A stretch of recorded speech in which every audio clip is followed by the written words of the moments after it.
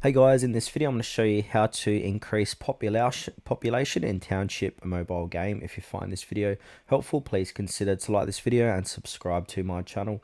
In saying that, let's just jump straight into the video. So in Township, your population determines how much you can grow your town. More people means you can build more factories, shops, and expand faster. Now, to increase your population, you need to focus on two main things, which are building houses and improving the community buildings. So in order to build more houses, we want to go ahead and click on the yellow helmet, then go on to housing, and then go ahead and click on build. So go ahead and click on build a bungalow, farmhouse, or gable front cottage, a gambrel. And now these require different level of township. So this is town level 10 required, 12, 14, etc.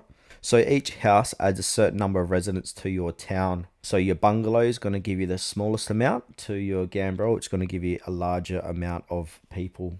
So basically, high level houses provide more population.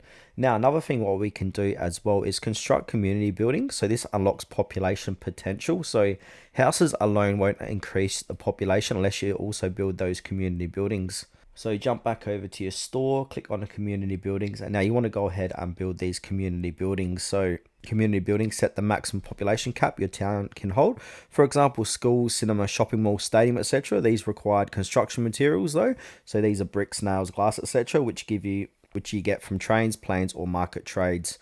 Now always keep your trains running to collect building materials. Now also what we can do is upgrade houses by building newer ones as you level up. So decorations obviously don't add population, but they improve your town's appeal. So focus on factories and crops to generate income so you can afford both houses and community buildings.